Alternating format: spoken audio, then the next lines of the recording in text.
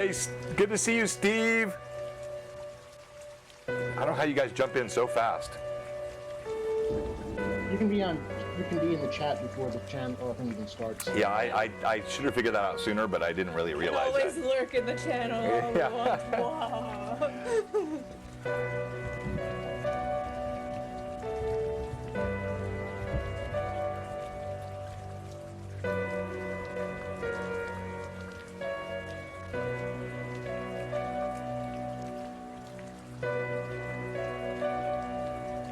Hey, Josh, good to see you.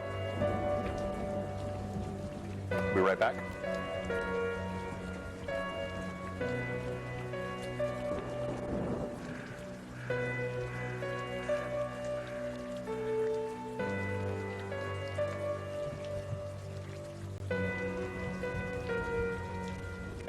So I'm proud of myself. I at least got everything out of my car today. Yeah! I still have some stuff in my suitcase, but... Oh no, I didn't take it out of the suitcase yet. That's a step way too far.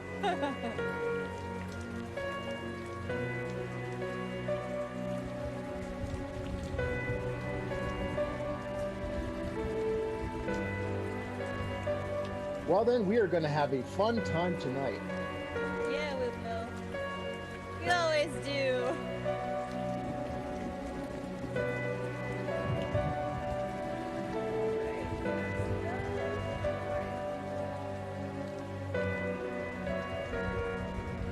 Hello, Amanda. Hello, Kristen. Hello, Patrick. How is everyone doing this evening? Isn't it great just talking to everyone by their first name now? I know! It's great knowing everybody! And I don't feel weird about it anymore. Because you've met them face to face? Yes.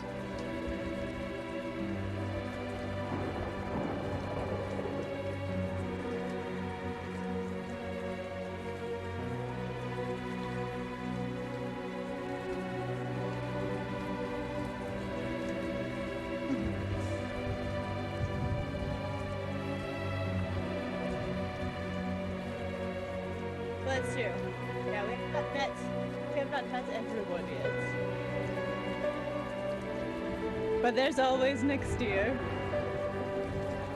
If it was Sir, I did everything I possibly could. I tried.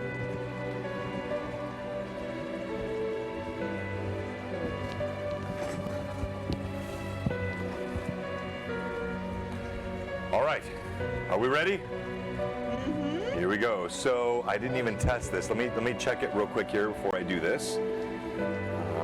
Chat 3, that looks good. All right, here we go.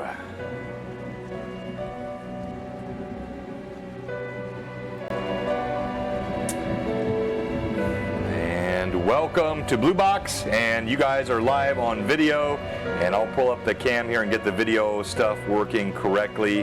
Got to change this stuff here, remove that guy, there we go. I haven't used this one in a while. There we go. All right, so tonight we are joined by both Evelyn, who is of course a stalwart here at Blue Box, always on, except when there are sick children, which of course is something we're all sympathetic to. And how is Esther doing? She's doing great. She's feeling all better today, which I am very happy for. Yeah, that's good to hear. Yeah, we are glad to hear that, and you know, there's a lot of that going around right now. So happy that she's feeling better. And then tonight we're joined by Robert. Robert, also known as Phantom NJ, ran a one-shot during Blue Box Con, was a star during our whole con. Everybody loved you, Robert. Thank you so much for joining us tonight, and I'm really happy to have you with us. Oh, thanks for having me, John. And Robert, you're going to be running, I think, a one-shot here again, right? Yes. Yeah, we need to talk about that because I don't know who's playing, but this is nothing new. We gotta get you some players sooner than the day of. Yeah. So you need a date. You need a date from me.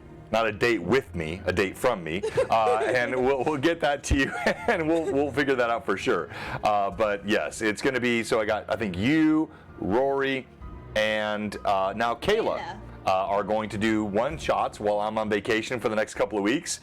And believe me, I will not be wasting my time on vacation. I will be deep underground in the creative laboratory, preparing for all kinds of nefarious traps for my players and wicked machinations for their characters. But it's going to be... Underground? Are you going to the Underdark? Yeah, woo! All right, so tonight we're talking Paladins, utterly inconsistent with the Underdark. And I want to pull this back up. And oh, thank you so much, everybody. Good to see all of you here today. And let me pull up the monitor so I can show this guy and make sure he's on the right one. Nope, not that display. That display. It's gonna, nope, not that one. That one. There we go. All right, you are seeing Dragon Magazine 39, which is going to be a great subject for us as we talk about Paladins, Anti-Paladins, and Inquisitors.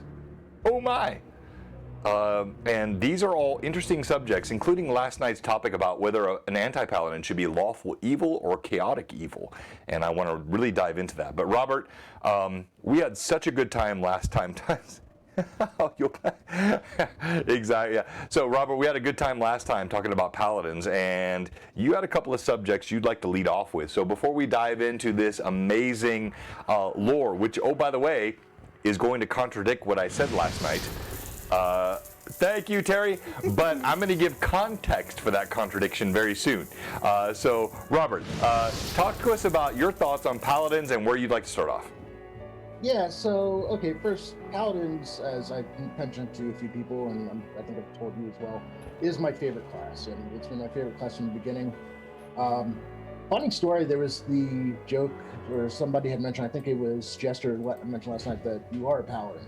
Well, actually, yeah, I am. My high school mascot was the Paladin, and there may have been that might have been one of the reasons I chose to go there. I've loved it ever since. I was huge into Arthurian tales. Anything I could read, Sir Thomas Mallory, D.H. Lawrence, Stephen Lawhead, Park Godwin, all of it. Give me any new take on the Arthurian tales. And when they put them in deities and demigods, and they had the Arthurian section, and some of them are listed as paladins. Right. Great, awesome. I'm there for it. Yeah. So yeah, it's been my favorite class from the get-go. Funny thing, I've only ever had the opportunity to DM for one player playing in a paladin in any campaign I've ever had over 40 years. There's only been one, which I had to struggle to think of that one person, and I finally realized who it was, and this was a long time ago. So I love playing them. I've rarely gotten a chance to actually DM for them, which is kind of interesting in a way. But yeah, I just love the class. It's great. Well, I put up a poll last time. Paladins, best class ever, yes or no, and I got crushed. The no's were far greater than the yays. What's that? There are the people who voted yes, and then there are people who are wrong. Yes, exactly. Well said. So, look, I think, some of this has to do with your id, how you perceive yourself. I've always loved Paladins. I really have. And they're my favorite class. I call them the best class. I like the lawful good aspect, and I think they can be also flawed. They can have their, issues. Pride, I think, can be a main thing for Paladins. Again, maybe that's a personal reflection, but I love that they're such a great class, and you have the virtues which we talked about last time, and all these sort of strictures they have. So they're very powerful. So good, Evelyn. I had an itch, sorry. Oh, okay. I thought you had a comment. They have strictures. They have abilities which are dependent upon their behavior, and that makes them at times the most powerful, at other times the most vulnerable of classes, until you get to 5e. And yes, I'm going to hate on 5e just in this area tonight because I actually like a lot about 5e. I think I said last night I'll probably play some 5e because I love D&D Beyond, and I think there's a lot of good stuff happening with it. But Paladins, they have messed up royally because, Evelyn, what? They can be any alignment at all. Then what's the point? So, I'm going to join you in my hate of the 5e Paladin for slightly different reasons. Okay. And it has more to do with the class design than anything else. I mean, from a mechanics perspective, that class has become all about Divine Smite. It is, and you get, 5e, you have spell slots. It's not fancy. You don't have to choose your spells ahead of time. You get a number of spell slots for each level how many you can cast, and you can choose whichever you're using. Well, Right. Divine Smite basically uses the spell slot. I think it might be the only ability that they have where you're using spell slots instead of getting a certain number a day or a certain number per rest or whatever.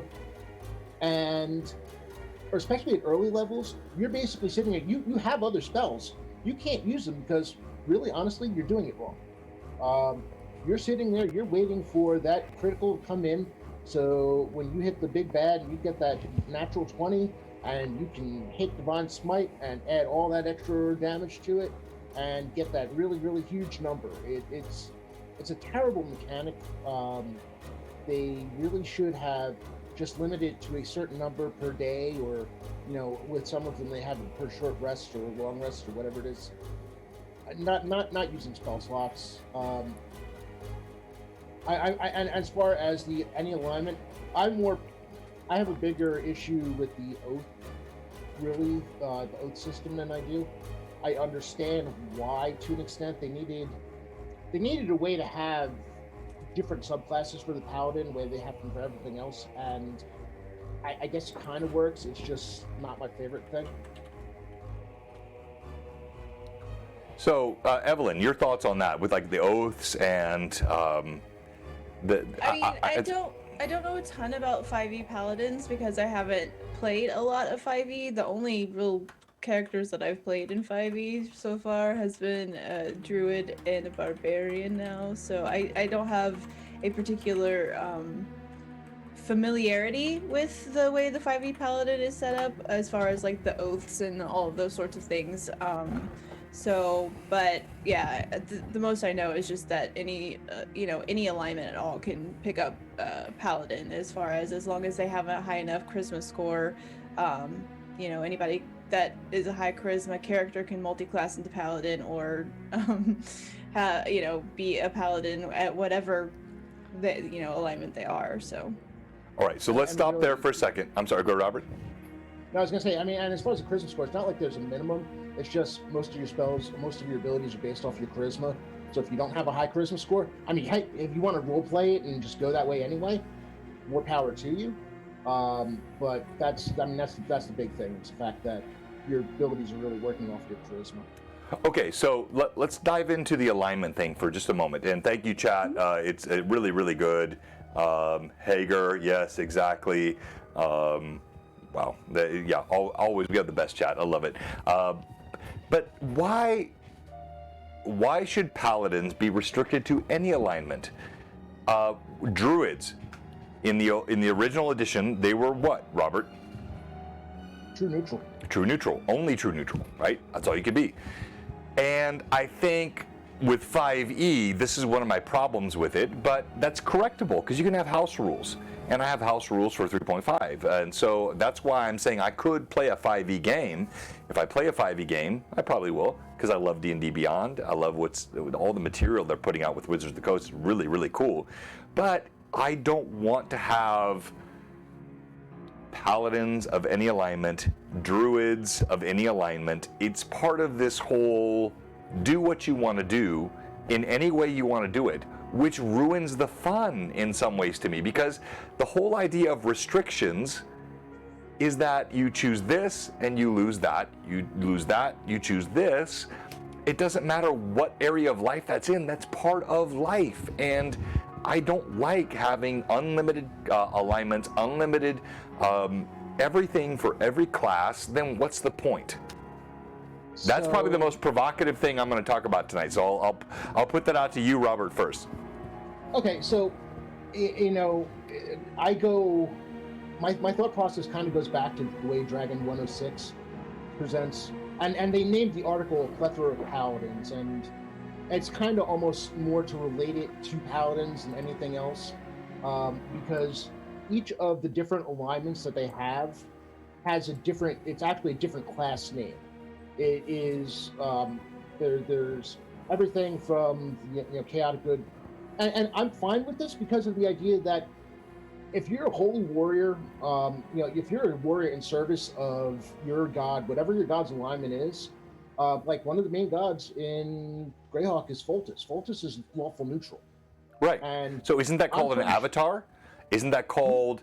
I'm sorry. Isn't that called an avatar? You can have a loyal servant that's not a paladin. A paladin. Sorry. Go ahead. Sure, but I mean, the idea of having a follower. It's a way, more to the idea of having a follower that has special powers. I mean, it's you've infused it just like a paladin, a straight up lawful good paladin gets powers from their god, and in their service, and usually if they're lawful good god, it should be anyway. Some other type of holy warrior or whatever you want to call it, or divine warrior. Actually, and this is kind of where the one thing where I think 4E really gets it right. They break everything up into divine. I'm sorry. What'd you say? Arcane. What? Okay. Where's my disconnect button? Even a broken clock is right twice a day. Yeah. No. I mean, it's amazing. I had to think about that for what was bothering me, and I realized that 4E actually did it right, where they broke everything up into martial powers, divine powers, arcane powers, and primal powers for like druids and such.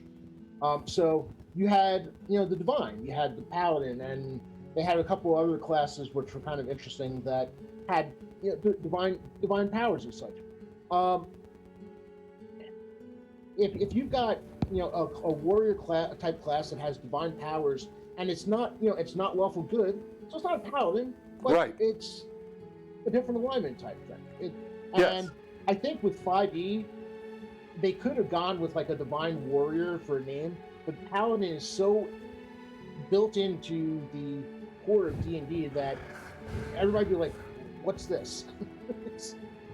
And so they have paladin, and they just work from there, and you kind of hope people are not like us, and we'll just hand wave it away and say, okay, we don't know any better, so. All right, so well said. And our chat is blowing up right now. So Terry said, historically speaking, the definition of a paladin was the knight renowned for heroism and chivalry. That is true. But paladins actually took on a different meaning through D&D. But then it went on to say, so not necessarily lawful and good, which would not be the definition of a paladin, certainly in 1E, 2E, 3.5, and 4.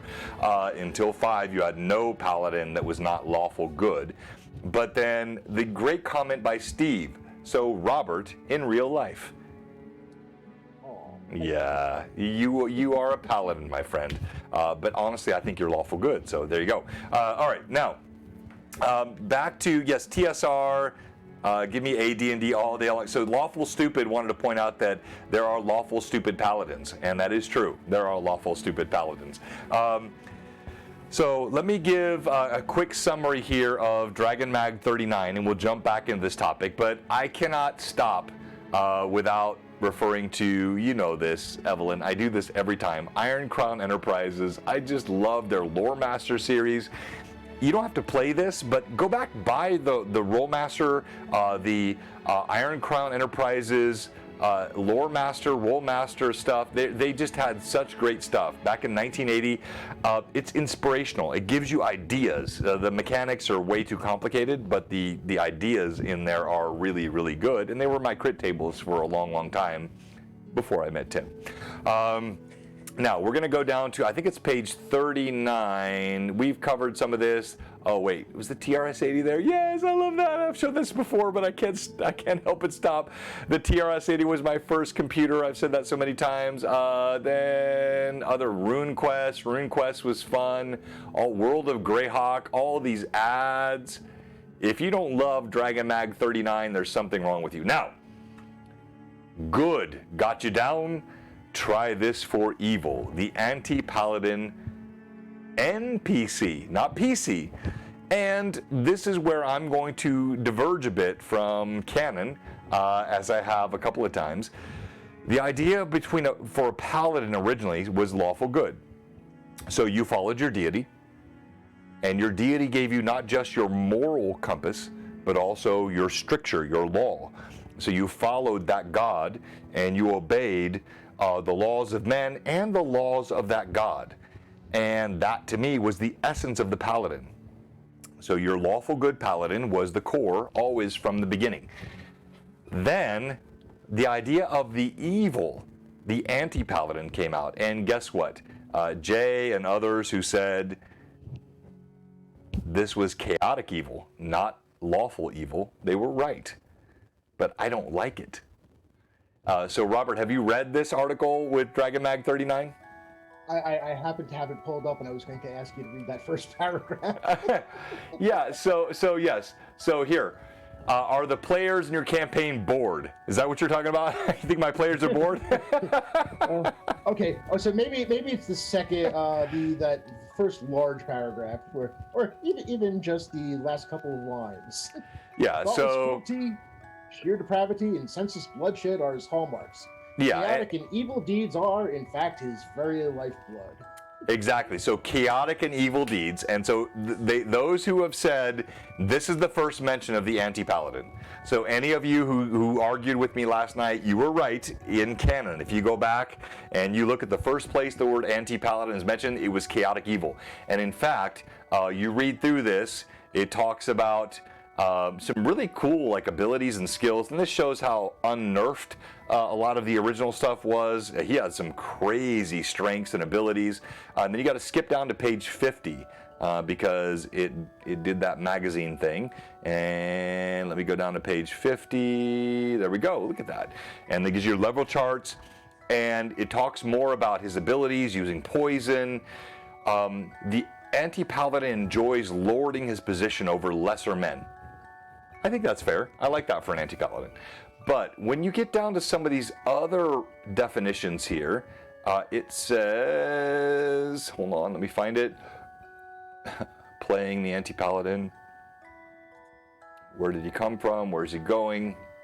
Scenarios. Okay. Nope. Let me find it. It's right. Okay. Cowardice, greed, treachery, and violence are frequently combined in the character of this most ignoble NPC. Sometimes the innovative genius of Vlad the Impaler, the artistic sensitivity of Attila the Hun, or the charm of hospitality of Lucretia Borgia is also displayed. No matter what personality traits, however, the anti-paladin will always seek maximum profit with minimum effort. So I think that does support the chaotic evil ideal, and that was mentioned even at the end here. You see, therefore, the anti-paladin, consider the offer, the goals and purpose of the group must somehow serve chaos and evil.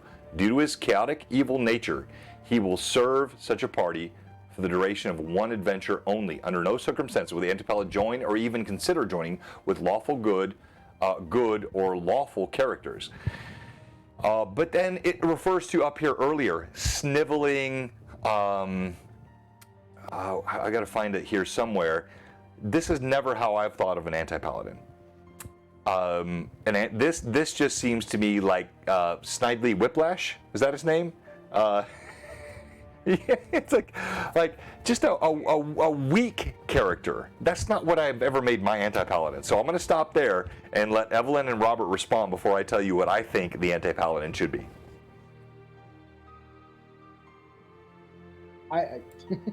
I mean, I already see. To me, as I mentioned in chat last night while I was driving extremely fast. We won't talk about how fast to get to the rest stop, so that I could pull over and stop shouting at my car and texting.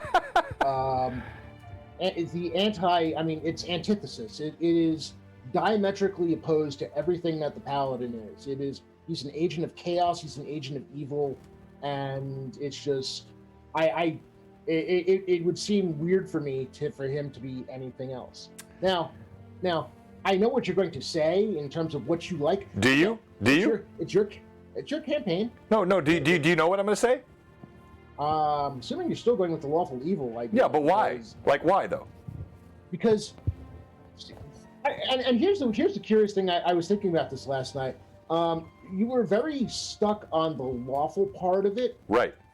And see, to me, the lawful part of it wasn't as important. It's important. Don't get me wrong. It's the lawful part for a paladin, but when I think of lawful for a paladin, it's even more between the paladin and the paladin's god. It is in servitude, in service of their god. And again, this actually goes to part of the problem I have with the way some paladins are not only played, but the way some GMs handle paladins. One of the examples I like is the Knights Templar.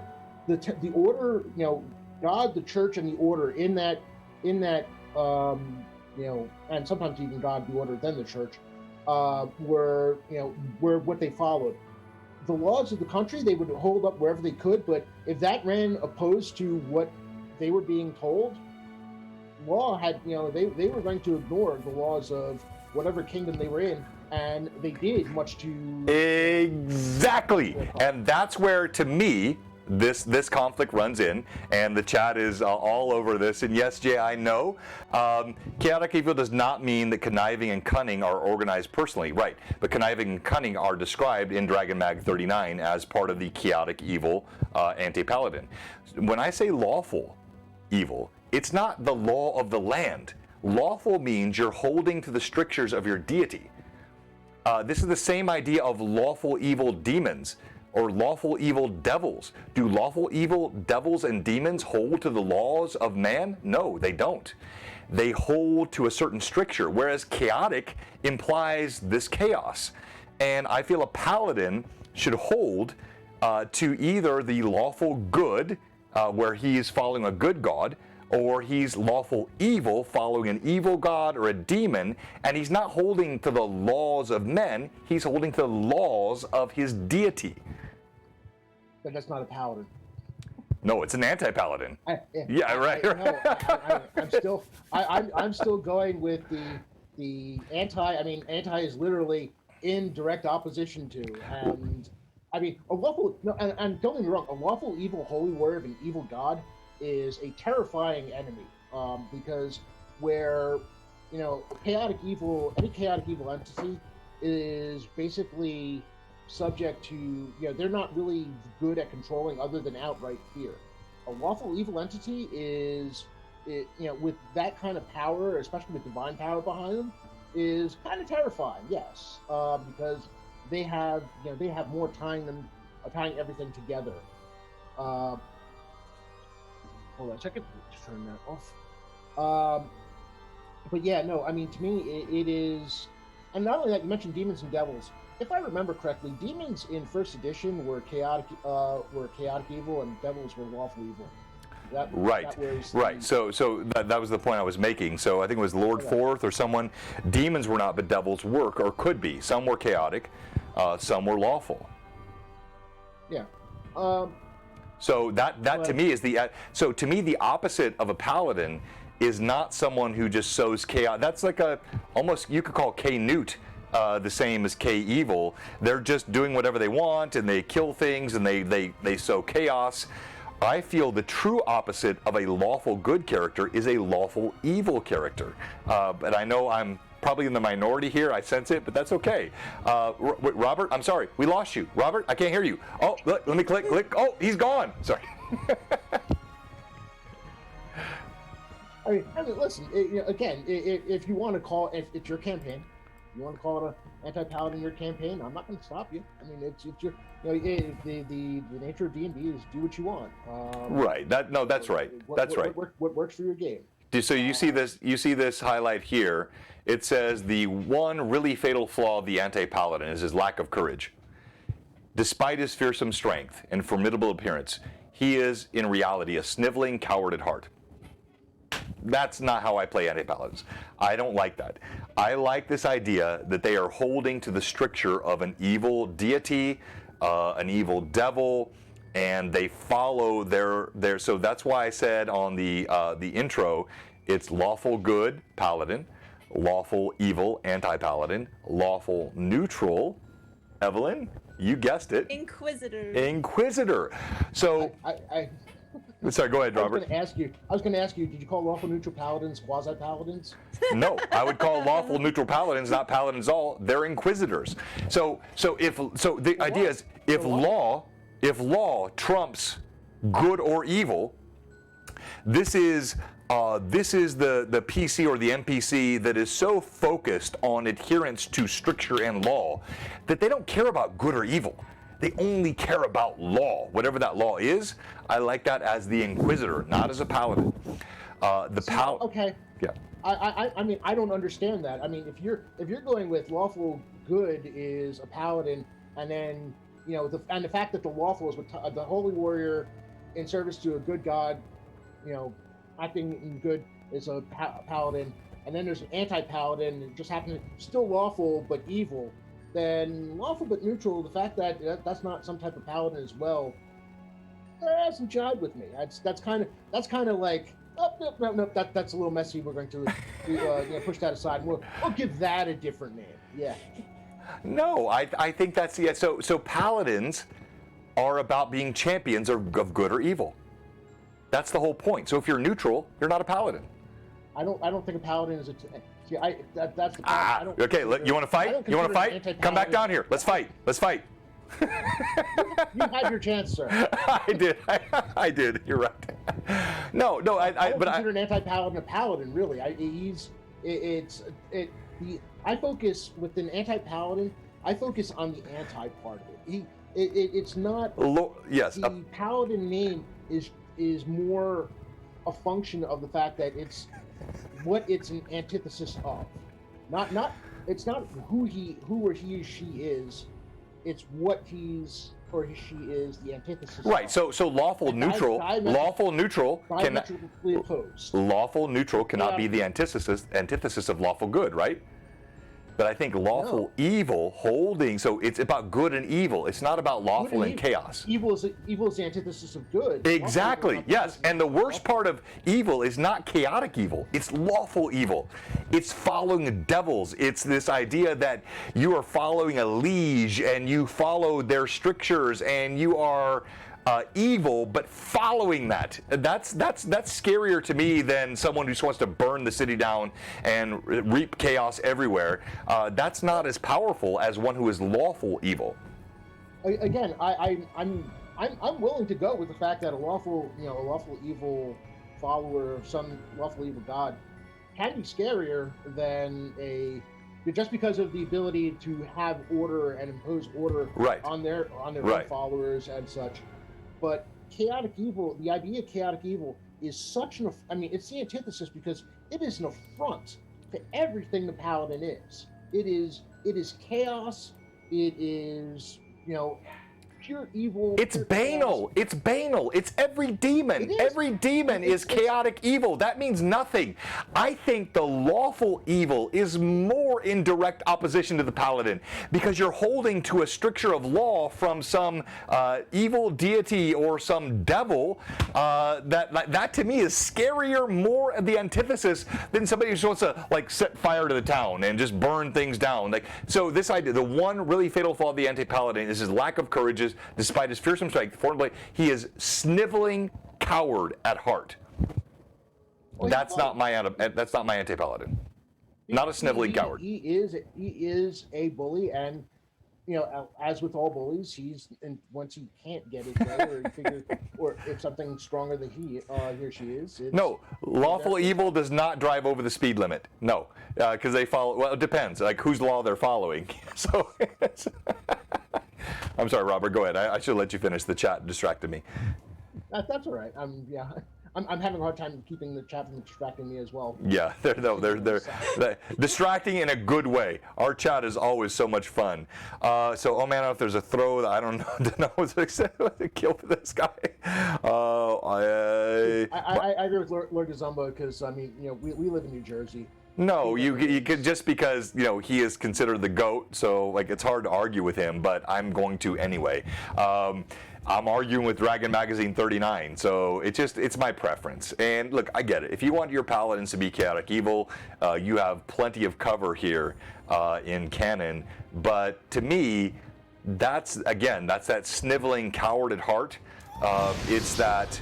Thank you, Tales from my table. It's.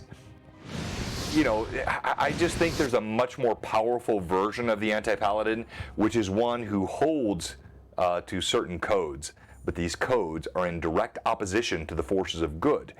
And that, to me, is the most wicked, true Anti-Paladin. And then the Inquisitor, as a lawful neutral, all he cares about is law.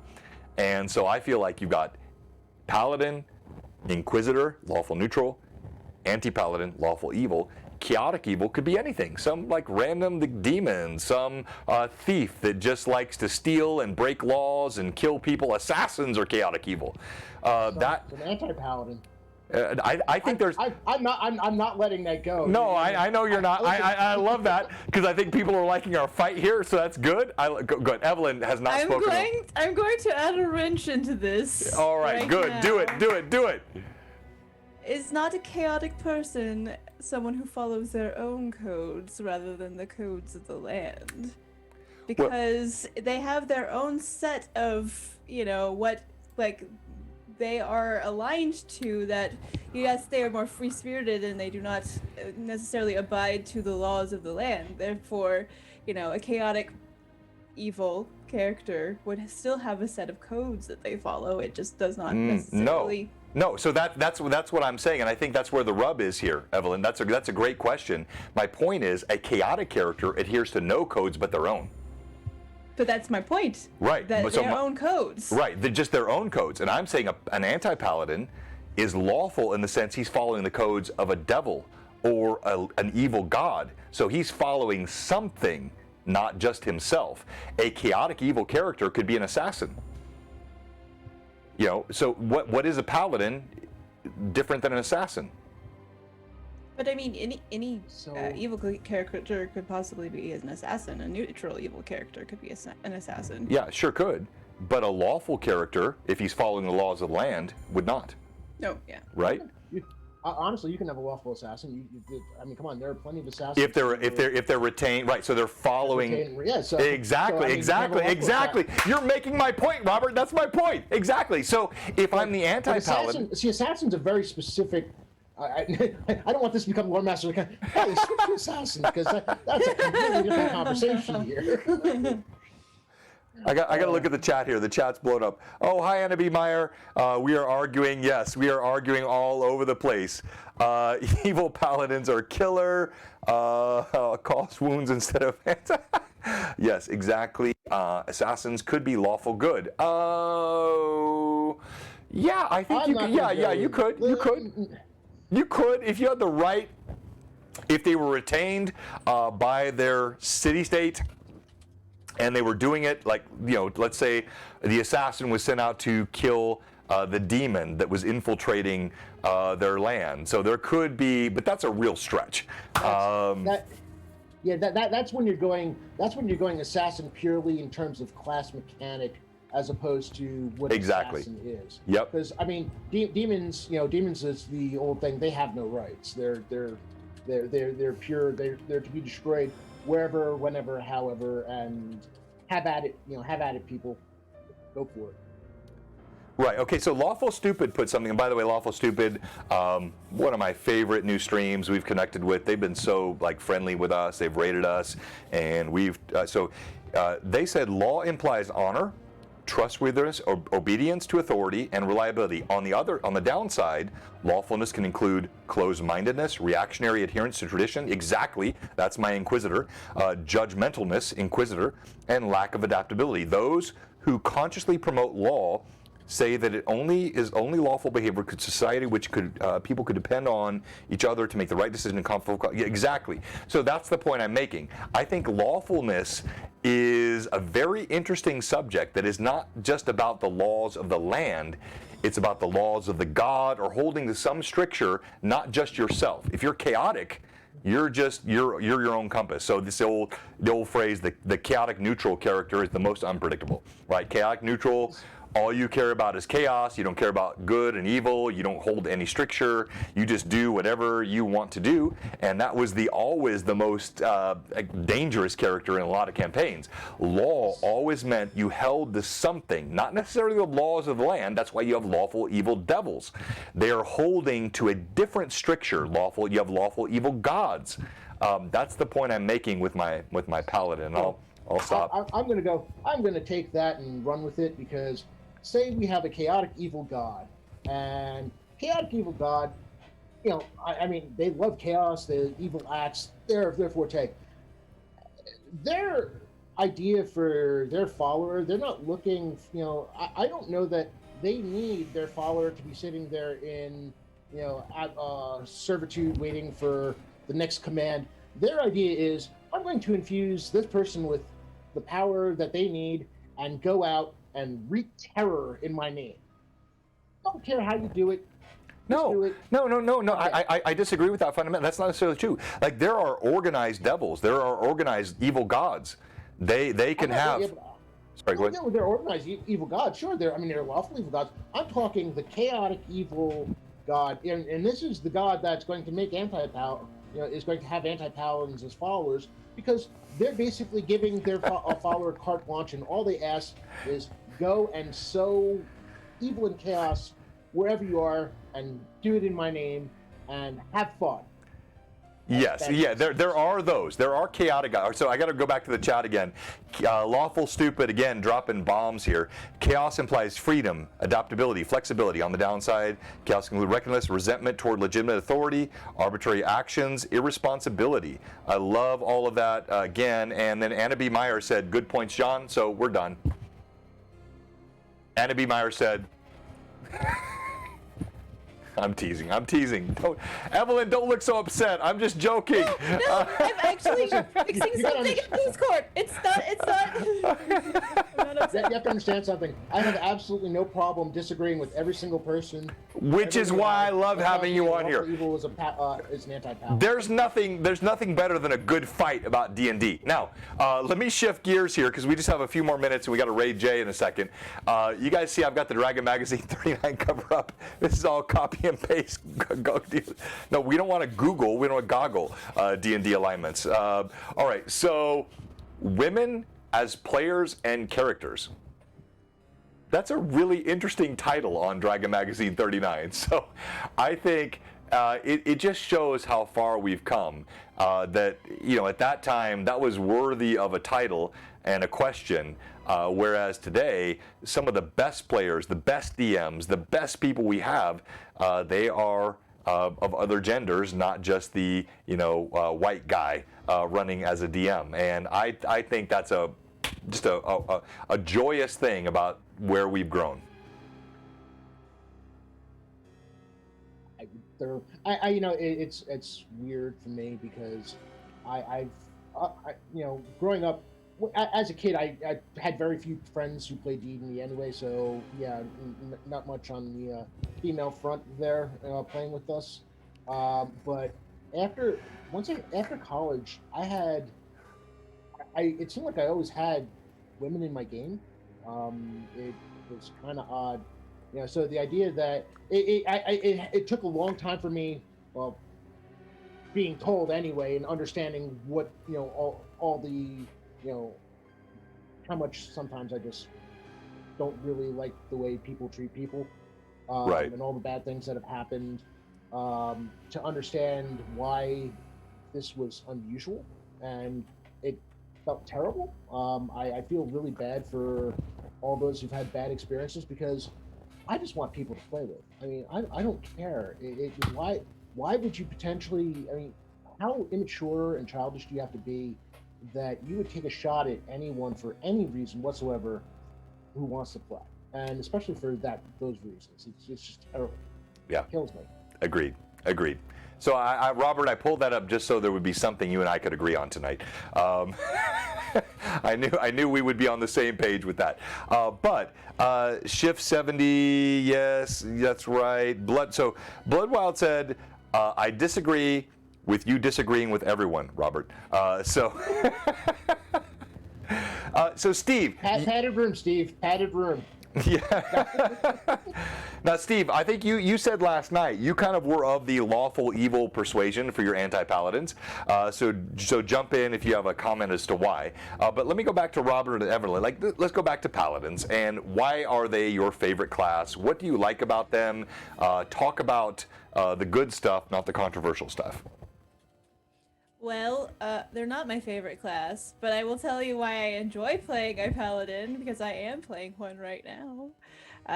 It's a very interesting character to play, because you are, in some ways, I mean, by being lawful good, you are restricted to a certain set of codes that you have to follow within that, which is good to follow for your deity. You made an oath, you have to follow the rules, but also still being a fallible human being, or in this case Azamar, who has to learn to be able to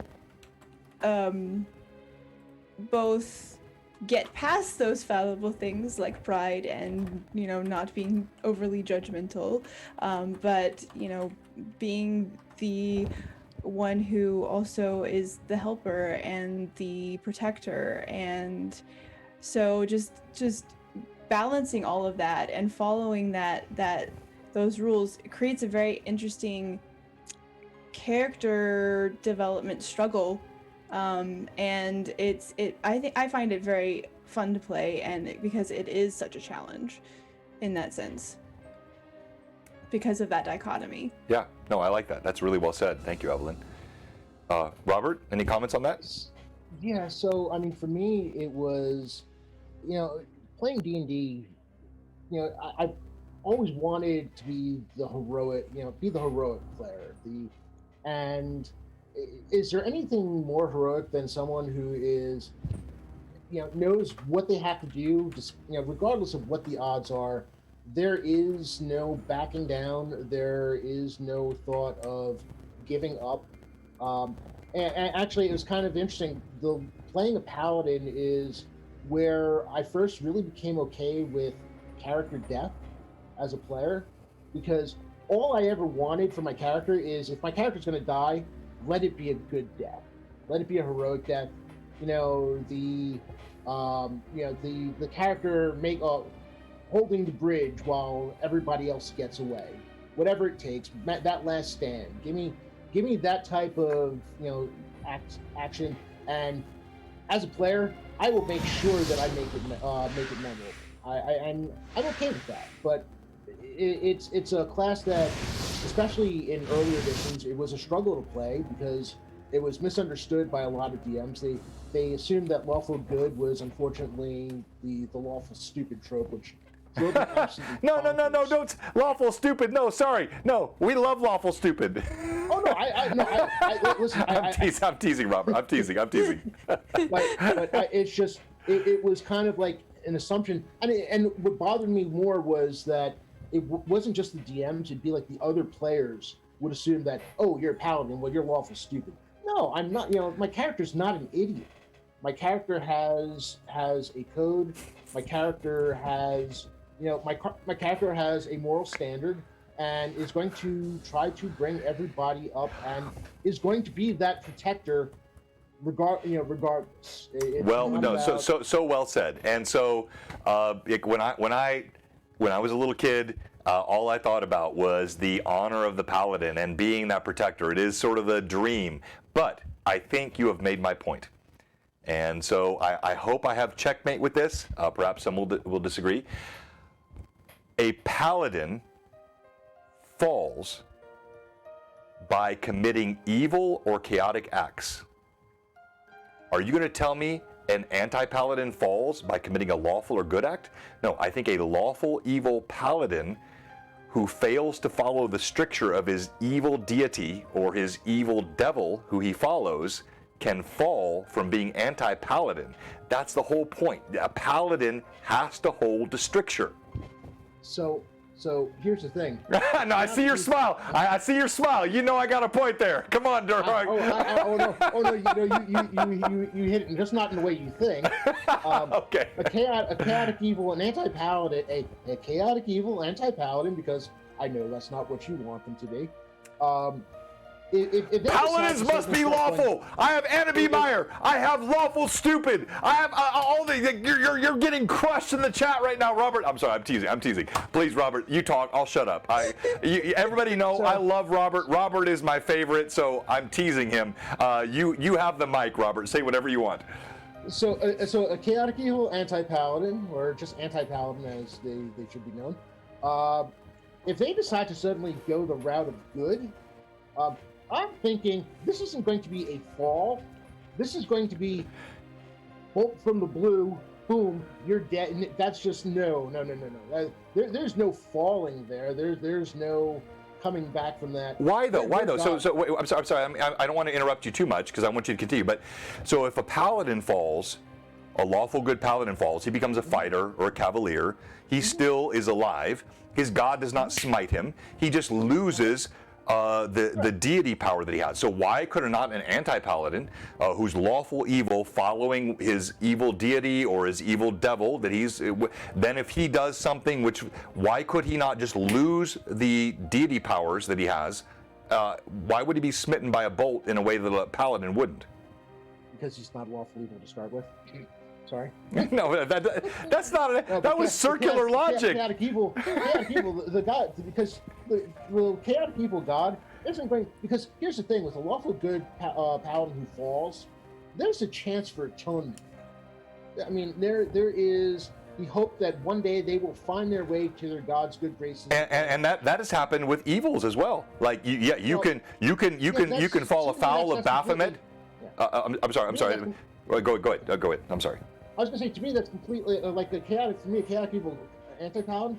If that character ever decided to go good, there's going to be severe retribution because this is not you're thinking a lawful good god is going to have a sense of forgiveness. Chaotic evil god is not going to be forgiven. Maybe after the smite, after he strikes the person. Which is why it's not an anti-paladin. Like that's the point, right? You could have a lawful evil god that if you want to come back to, I feel like you're making my point, Robert. I don't think I am. I mean, I'm curious as to what you're hearing. That's not what I'm saying. I like that. I'm curious as to what you're hearing. That's like my old phrase, if you were right, I would agree with you. All right, so Evelyn, can we put up a poll in the chat? I think I'm going to lose, but I still want to go. I still want it to go up. Should your anti-paladins be lawful evil or chaotic evil?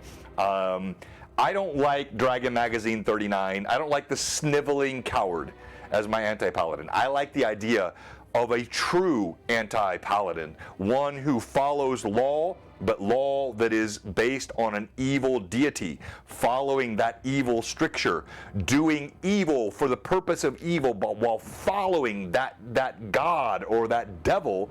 That to me is the true anti-paladin, not the one who burns things. Like, how could a chaotic evil paladin fall? Or anti-paladin. Exactly. He can't. Right. So it's not an anti-paladin. Like an anti-paladin should be the sort of the flip side of the coin, right? The polar opposite, not the diametrical opposite. Here's the thing, though. A chaotic evil character. What are they going to? I mean, are they suddenly going to develop a heart? I mean, they're chaotic evil. They're there. They've got carte blanche to do whatever the heck they want to whoever they want. And which makes them not a paladin. That's not an anti-paladin or a paladin. That's just divine powers to do it. No, because you don't get the divine powers because you got to follow the god. You have to follow the god to get the powers. So I'm sorry. What'd you say, Evelyn? All right, pull us up. She's trying to say, cage fight. Wednesday. Oh, exactly. Or so, but committing a good act. Well, yeah, a good act, exactly. Or if a paladin who follows his He's an anti-paladin following an evil god. And he follows some stricture, which is maybe not even necessarily good, but it's not what his god wanted him to do. He could fall. The idea is you're following, you're lawful and either evil or good. Those to me are more polar than diametrical opposites. All right, so the poll is up. And thank you so much, Jay. Asher, Moose, so what you're saying is the Anti-Paladin was the wrong name. I don't know who he meant that to. Is that to me or to Robert? Longatala said, Chaotic Evil Champion of Demo. Exactly, yes, a champion, an avatar. There are many other words for this. Paladin to me specifically means lawful. That's my point. That's all I'm saying. Who's using the word avatar? Because avatar to me is a physical manifestation of the god. That's not the Anti-Paladin is not an avatar. A champion is usually what you mean by someone like aligned to a god. That's right. No, that's right. But an avatar is not necessarily a manifestation. It can be an imbuement from a god, right? So it's this idea, like, if you look at I'm running the Rise of the Rune Lords campaign right now, and I'm also running my Wrath of the Righteous, and you have the Herald of Imade. The Herald of Imade is an avatar, but it is not Imade. It is the infusement of Imade into a human person. Wow, that was really dumb. But you know what I'm saying. So this idea, I think you can have champions, avatars, all kinds of paladins. To me, are specifically lawful. Cage fight. That's right. So what I see here is we have 10 people who are right and 13 who want to stay in John's good graces. Okay. All right. Don't vote. Don't vote to stay in my graces. Anonymous. Please just give me your raw opinion. I want to know if I'm out of my mind. I just feel like paladins are lawful. That's the whole point of a paladin. And then I like this lawful neutral as the Inquisitor. There's a great Inquisitor in Robert Jordan's Wheel of Time. Gosh, I can't remember his name. If anyone can pop it in the chat, Robert Jordan, Wheel of Time. There is an Inquisitor in that series that to me is the essence of lawful neutral. Interesting dumb person. The 10 people voted playing D&D under 5 years. Oh, let's go, Shade Throne. Okay, it's close. It's 13-12, and Lawful Evil wins by 1 vote. I don't know if that's the victory. No, it's not. The victory is the chat. The victory is the fun. Listen, I was expecting on a Blue Box stream, especially after Blue Box, I was expecting to get blown out the door because... Oh, come on. No, because you have canon here. I've shown you. Dragon Mag 39 says it's chaotic evil. So you have all the canon behind you. I just have my opinion. That's so much fun. All right, so... yeah, shots were fired. Yellow paper that is older than you trumps. Oh, well, that's true, Ranger. Yes, there is. I got some yellow paper in here way older than me that says they've got to be chaotic evil. I just don't like that version of the Anti-Paladin. All right, so let's drop that debate and let's finish up with why, Robert, the Paladin is the best class.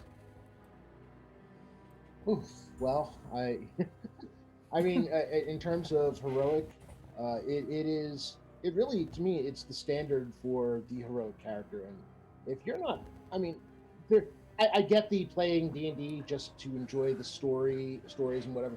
But for me, it's always been the heroism is the thing. Just wanting to do fantastic heroic things and be the hero of, the story, or a hero of the story anyway. And what class better, amplifies that than the Paladin? Wait.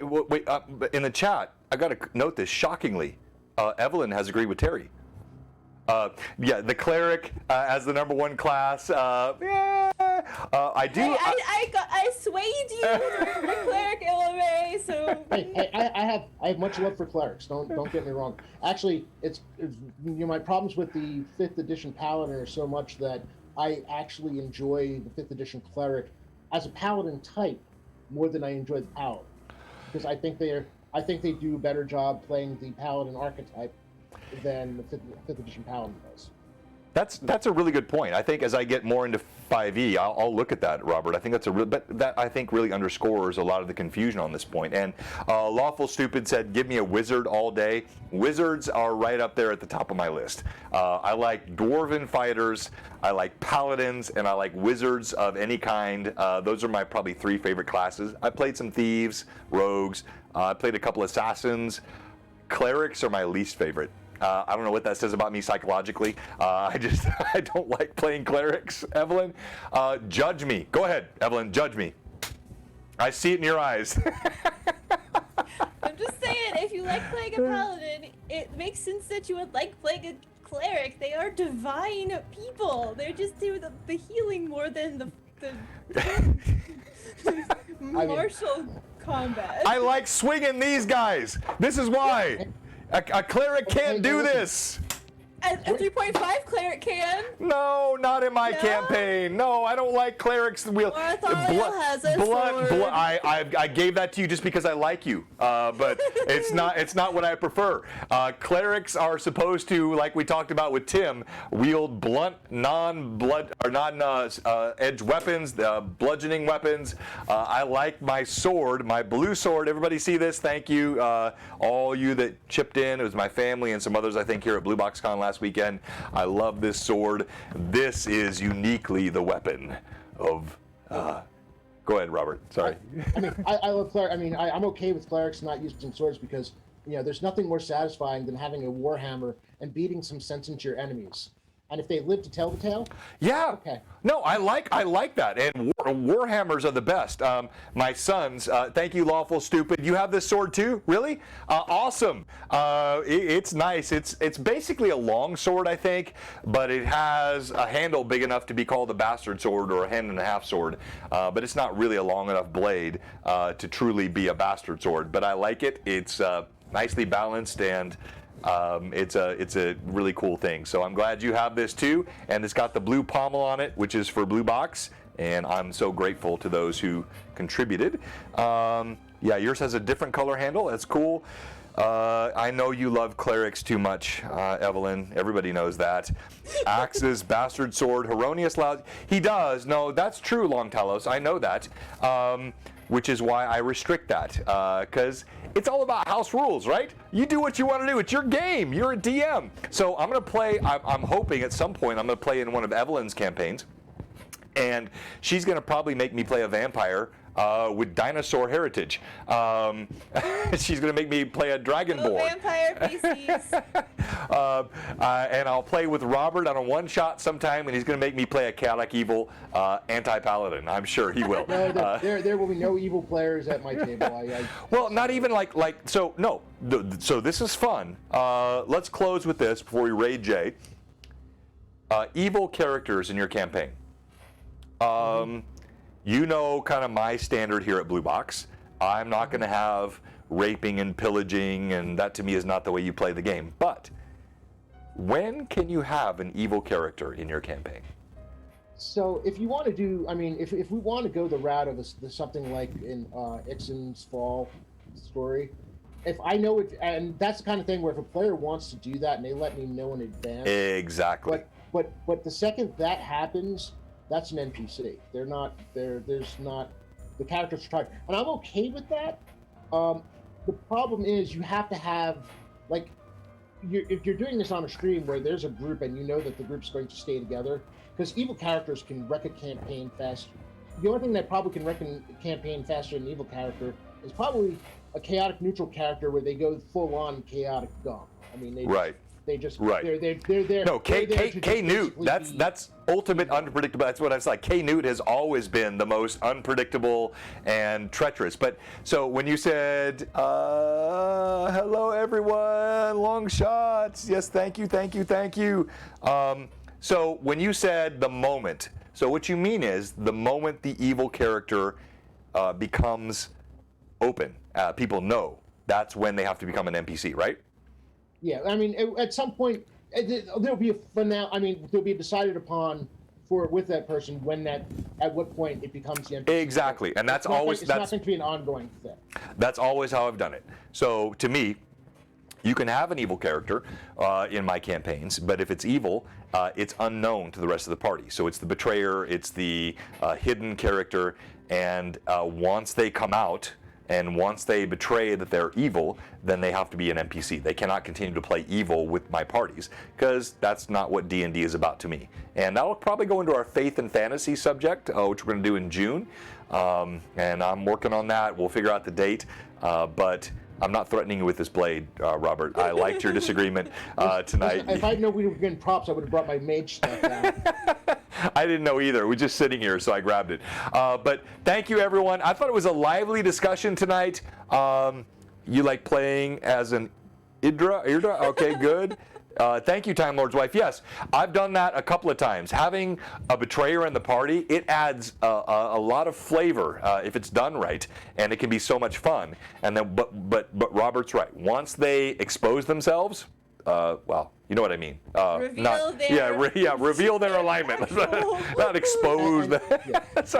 But you do have to, and you have to be careful with how far that goes, because, I mean, let's face it, you're going to get hurt feelings depending on what the outcome of that is. And you're right. But I've done that probably 2 or 3 times in campaigns through the years, and almost every evil exposure, every time I've done it, it's been great. It's added flavor to the campaign. Yeah. If you as a DM know how to run it with that character, it produces this oh crap moment where all the other players are like, what? And it makes a lot more fun at the table. But yes, you're right. You have to run that right as a DM. Be careful. Yeah, that's right. So, can I give a plug? Oh, absolutely. Please do. Talk about Friday Night Crusades, anything you want. Friday night. Yes, hit us. I've already posted in Discord. If you are not in our Discord, well, actually, it's in the chat. It's in the chat right now. Yes, thank you. If you're not in our Discord, well, you really should be in our Discord, because so many wonderful things happen there. Not the least of which is Friday Night Crusades. Every Friday night, I am running one-shots in the BlueBoxRPG Discord using Castle Crusades rule set. The Player's Handbook is available in digital edition from the Troll Lord Games, one of Blue Box's fine sponsors, on their store for $0. That's 0. You can get the digital edition. Everyone is welcome to join, play. If you want to just hang out and listen in as we play for a bit, that's fine too. But roll up a character. There is absolutely no commitment. We are having so much fun. I think I have like 8 or 9 different players right now. Some weeks we have 2 people. Sometimes we have 7 people. I don't care. I will take whoever comes. And if you miss a week, that's fine. If you miss 2 or 3 weeks in a row, that's fine. When you're there, you're there. When you're not, you're not. We just kind of hand wave it. We're there to roll some dice, kill some monsters, get some loot, and enjoy the heck out of ourselves. Wait, so Robert, you can't do all that and not give us the Blue Box. You know what to do. Come on, man. Okay. Yeah, no, I actually had to think about this. So, if you're enjoying what you're seeing here on BlueBox.com and you're not a follower, or if you are a follower but you're not yet a subscriber, or if you're a subscriber and your subscription is lapsed and you have not resubbed, we have just one question for you. What are you doing? Come on, give us a follow, give us a sub. Thank you, Lawful Stupid. Yes, I saw that. Appreciate the follow on Twitter. I'll definitely check the Twitter later. I already followed our channel. That's awesome.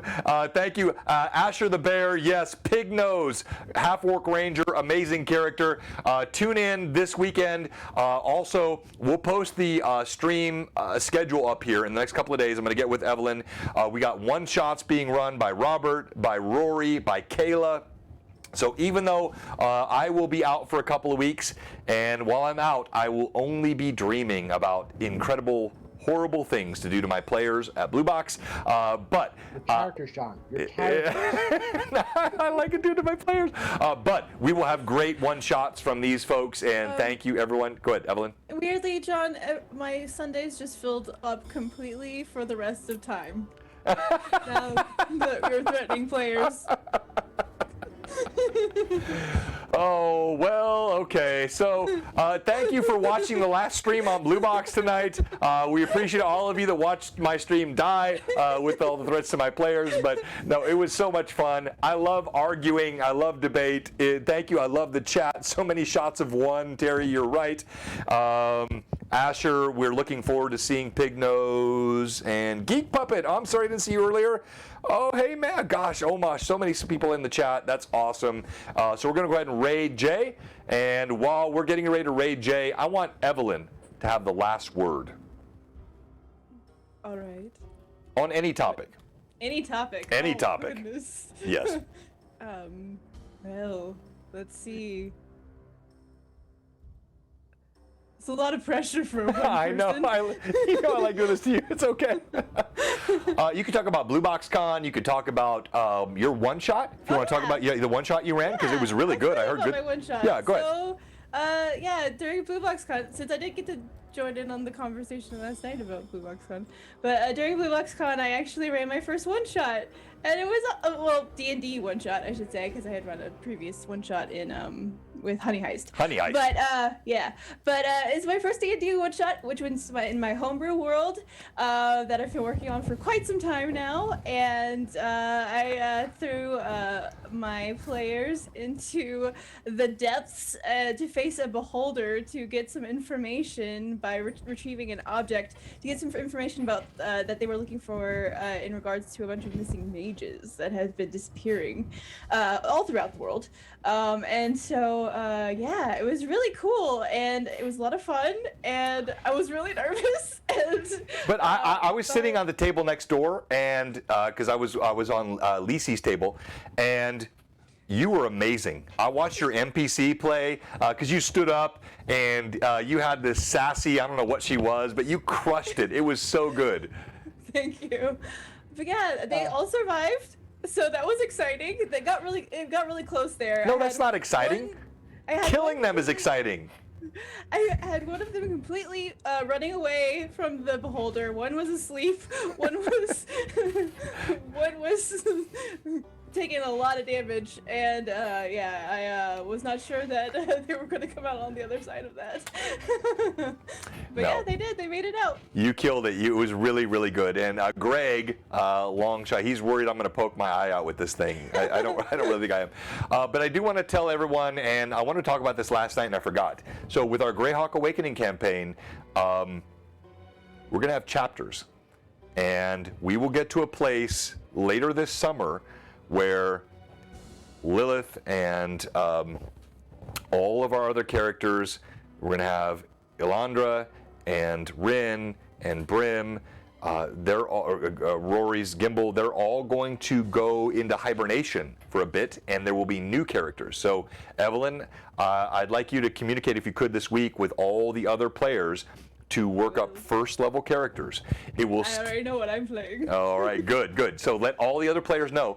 I want those ready because it will be part of the overarching story in Greyhawk Awakening. It's going to be so much fun, and we'll talk more about that in future stream. But Robert, as we close tonight, before we raid Jay, I am shifting toward a lawful evil paladin. That's right, Steve. I want to tell you, there are very few people I would like to argue with more than you. Thank you.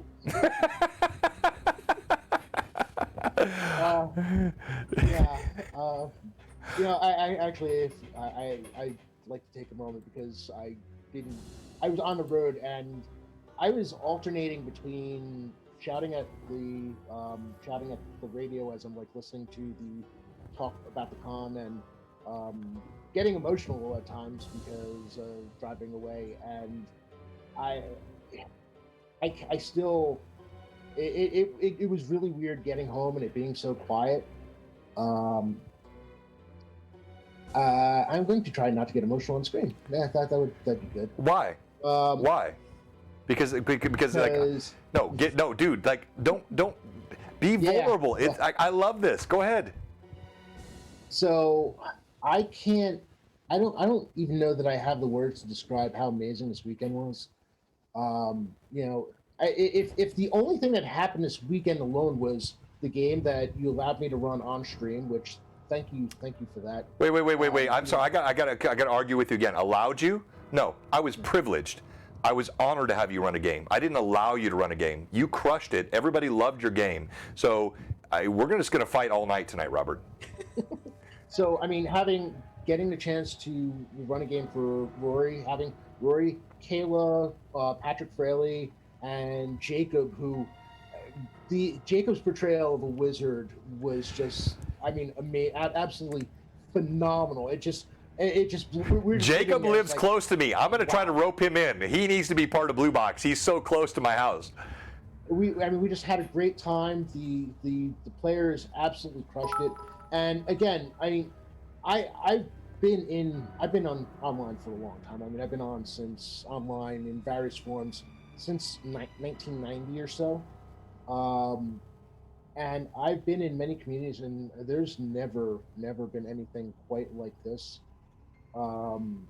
Just spending time with all of you at your house, and thank you and your entire family for having us all there.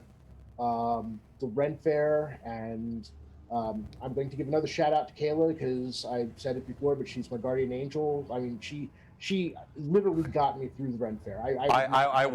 Robert, I watched that, and I reached out to her. She really liked you, and she connected with you, and she became a close friend to you, and I watched her with you through the whole Ren Fair, and it was honestly one of my highlights of the whole weekend. Yeah.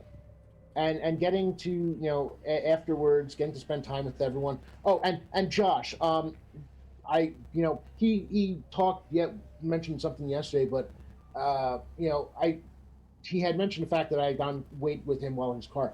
What he forgot to mention was I had told him about the gaming shop on the way down, and he actually got there before me. And when I finally got there 2 or 3 hours later, he had left a care package for me at the front desk. I saw that in our Discord. That was amazing. I like, what? I don't think he is on, but if someone gets hold of Josh, tell Josh that I love him. He's amazing. He's absolutely amazing. And like I said, Kayla, I got to spend time on a little bit of time on Sunday with Sean Chester and Lisi, and then afterwards, hanging out with Kayla before taking her to the airport. And I was an emotional wreck as I was pulling away from the airport. It was just... Well, look, I've been an emotional wreck all week, but I love that. Thank you so much, Robert. And I saw that, and you're right, Josh. Patrick Fraley, he said it best. It was family. And it was a very, I didn't want to go into this again tonight because I feel like I'm beating people over the head with it, and if you weren't here, I don't want you to feel left out, but it was absolutely incredible what happened this weekend. I'll never forget it, and I'm hoping that next year, not on my birthday, just for the people coming, it's going to be something we'll do again next year, and you're going to want to be here. But Robert, Evelyn, thank you. I love the debate. I love the wrestling back and forth, especially because you were wrong. And we're going to raid Jay. And that raid is kicking off. And 5, 4, 3. Bye-bye. Blue Box signing out. We love you. And raid now. Done. And let me kill the stream.